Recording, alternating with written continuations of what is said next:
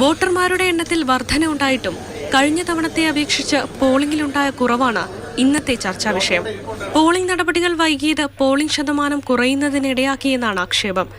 UDFന് സ്വാധീനമുള്ള ബൂത്തുകളിൽ വോട്ടെടുപ്പ് അലങ്കോലമാക്കിയെന്നാരോപിച്ച് AICC ജനറൽ സെക്രട്ടറിയും ആലപ്പുഴയിലെ UDF സ്ഥാനാർത്ഥിയുമായ KC വേണുഗോപാൽ രംഗത്തെത്തി. ഇടതനുകൂല ഉദ്യോഗസ്ഥർ അട്ടിമറിക്ക് കൂട്ടുനിന്നുവെന്നും വിമർശനം. Electoral system complete CPM ഹൈജാക്കിയായിരുന്നു.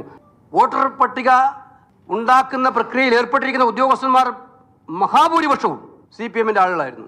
എന്നാൽ പോളിംഗ് ശതമാനം കുറഞ്ഞെന്ന് പറയാനാകില്ലെന്നാണ് CPMന്റെ നിലപാട്. സാധാരണ കേരളം എപ്പോഴും 70%-ന്റെ 80%-ന്റെ ഇടയിലുള്ള ഒരു പട്ടികയിലാണ് വരാറുള്ളത്. ഇത്തവണ കുറച്ച് കുറഞ്ഞിട്ടുണ്ട്. കുറച്ച് കുറഞ്ഞതിന്റെ അതിന്റെ ആനുകൂല്യം കൊണ്ട് മാത്രമായിട്ടൊന്നും തെരഞ്ഞെടുപ്പിക്കാൻ പറ്റില്ല. വിഷയത്തിൽ ഉദ്യോഗസ്ഥരെ പഴിക്കുകയാണ് തിരഞ്ഞെടുപ്പ് കമ്മീഷൻ. ഉദ്യോഗസ്ഥരുടെ പരിചയക്കുറവ് പോളിംഗ് വൈകാൻ കാരണമായിട്ടുണ്ടെന്ന് കുറ്റസമ്മതം. ചില ഉദ്യോഗസ്ഥർ സ്ലോ ആയിരിക്കും, ചില ഫാസ്റ്റ് ആയിരിക്കും. വടകരയിൽ സ്ലോ ആണ് ആയിരുന്നു നമ്മൾ പരിശോധിക്കാം, അത് നോക്കാം. പിന്നെ കേരളത്തിലെ ഉയർന്ന താപനില വോട്ടിങ്ങിനെ ബാധിച്ചിട്ടുണ്ടെന്നാണ് കമ്മീഷന്റെ വിലയിരുത്തൽ. വോട്ടിംഗ് മെഷീനുകളുടെ പ്രവർത്തനം കഴിഞ്ഞ തവണത്തേക്കാൾ മെച്ചമായിരുന്നുവെന്നും കമ്മീഷൻ വ്യക്തമാക്കി. News desk, Mathrubhumi news.